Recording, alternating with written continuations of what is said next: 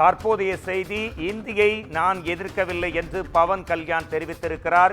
இந்தி திணிப்பதையே தான் எதிர்த்து வந்ததாகவும் பவன் கல்யாண் விளக்கம் அளித்திருக்கக்கூடிய முக்கிய செய்தி இது. மும்மொழி கொள்கை குறித்த பவன் கல்யாணின் கருத்து சர்ச்சையான நிலையில் தற்போது இந்த விளக்கம் அளிக்கப்பட்டிருக்கிறது. இது குறித்து நமது குமுதம் செய்தியாளர் காவியா தரும் தகவல்களை கேட்கலாம். காவியா, முன்னதாக பவன் கல்யாண் இந்தி திணிப்பு பற்றி ஒரு முக்கியமான கருத்தை சில மணி நேரங்களுக்கு முன்பு வெளியிட்டிருந்தார். அதாவது தமிழ் படங்கள் இந்தியில் டப் செய்யும் பொழுது இந்தி ஏன் எதிர்க்கிறீர்கள் என்று கேட்டதற்கு கனிமொழி எம்பி தக்க பதிலடி கொடுத்திருந்தார். தற்போது மீண்டும் பவன் கல்யாண் இந்தியை நான் எதிர்க்கவில்லை, இந்தி தணிப்பை எதிர்க்கிறேன் என்று கூறியிருக்கிறாரே, உங்களோட கருத்து என்ன? பவன் கல்யாணின் மனதில் இருப்பது என்ன? அவர் அறிக்கை கூறுவது என்ன? வணக்கம் மோகன்ராஜ். முன்னதாக மும்மொழி கொள்கை தொடர்பாக ஆந்திர துணை முதலமைச்சர் பவன் கல்யாண் தெரிவித்த கருத்து சர்ச்சையான நிலையில் தற்போது இந்தி மொழியை எதிர்க்கவில்லை, அதனை கட்டாயமாக்குவதைத்தான் எதிர்க்கிறேன் என தற்போது புதிய விளக்கத்தை அவர் அளித்திருக்கிறார். முன்னதாக ஜனசேனா கட்சியின் 12வது தொடக்க விழாவில் பேசிய ஆந்திர பிரதேச மாநிலத்தின் துணை முதலமைச்சர் பவன் கல்யாண், பல மொழிகள் நாட்டிற்கு நல்லது, தமிழ்நாட்டிற்கும் இந்த கொள்கை பொருந்தும், மொழிகளுக்கு எதிராக வெறுப்புணர்வை வளர்ப்பது விவேகமற்றது என தெரிவித்திருந்தார்.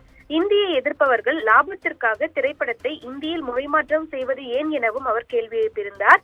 இஸ்லாமியர்கள் உருதுவில் தொழுகை நடத்துவதையும் கோயில்களில் சமஸ்கிருதத்தில் மந்திரங்கள் ஓதப்படுவதையும் குறிப்பிட்ட பவன் கல்யாண், இது தமிழ் அல்லது தெலுங்கில் செய்யப்பட வேண்டுமா எனவும் அவர் கேள்வி எழுப்பியிருந்தார். தொடர்ந்து சனாதனம் தனது ரத்தத்தில் உள்ளதாகவும் அவர் கூறியிருந்தார். இந்த நிலையில் இவரது இந்த கருத்து தொடர்ந்து தமிழ்நாடு அரசியலில் பல்வேறு சர்ச்சைகளை ஏற்படுத்தியிருந்தது. குறிப்பாக இந்த கருத்திற்கு கனிமொழி, திமுக எம்பி கனிமொழி, திமுக செய்தி தொடர்பாளரான டி.கே.எஸ். இளங்கோவன் மற்றும் நடிகர் பிரகாஷ்ராஜ் உள்ளிட்ட பல்வேறு தரப்பினர் பவன் கல்யாணுக்கு தங்களது எதிர்ப்பை பதிவு செய்திருந்தனர். இந்த நிலையில்தான் தொடர்ந்து தனது கருத்து சர்ச்சையான நிலையில் மற்றொரு விளக்கத்தை தனது எக்ஸ் தளத்தில் அவர் வெளியிட்டிருக்கிறார். அந்த விளக்கத்தில் ஒரு மொழியை வலுக்கட்டாயமாக திணிப்பதோ அல்லது ஒரு மொழியை குருட்டுத்தனமாக எதிர்ப்பதோ இரண்டும் நமது பாரதத்தின் தேசிய மற்றும் கலாச்சார ஒருங்கிணைப்பின் நோக்கத்தை அடைய உதவாது என அவர் குறிப்பிட்டிருக்கிறார். இந்தி மொழியை ஒரு மொழியாக நான் ஒருபோதும் எதிர்த்ததில்லை எனவும் அதனை கட்டாயமாக்குவதை மட்டுமே எதிர்ப்பதாகவும் அவர் தெரிவித்திருக்கிறார்.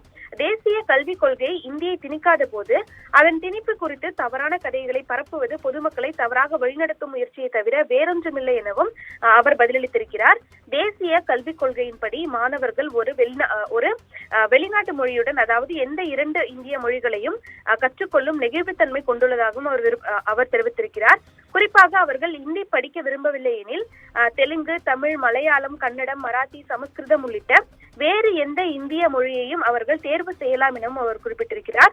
பலமொழி கொள்கை மாணவர்களுக்கு விருப்பத் தேர்வை வழங்கவும், தேசிய ஒற்றுமையை ஊக்குவிக்கவும், இந்தியாவின் வளமான மொழியியல் பன்முகத்தன்மையை பாதுகாக்கவும் வடிவமைக்கப்பட்டுள்ளது எனவும் கூறி தேசிய கல்விக் கொள்கைக்கு தனது முழு ஆதரவை தெரிவித்திருக்கிறார்.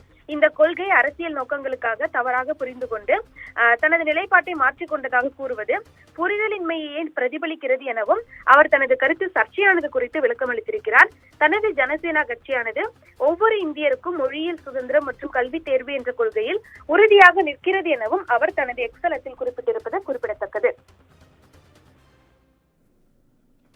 மொழி தெரிவதால் யாருக்கும் எந்த வாய்ப்பும் கிடைப்பதில்லை. அமெரிக்கா செல்லும் தமிழர்கள் ஆங்கிலம் தெரிந்ததால் அல்ல, அமெரிக்காவில் இருக்கும் அனைவருக்கும் ஆங்கிலம் தெரியும். அவர்களுக்கு அறிவுக்காக தான் இந்தியர்களுக்கு வாய்ப்பு கிடைக்கிறது. அது மட்டுமல்ல, இந்த செய்தி குறித்த பல்வேறு பக்கங்களை பகிர்ந்ததற்கு நன்றி காவியா.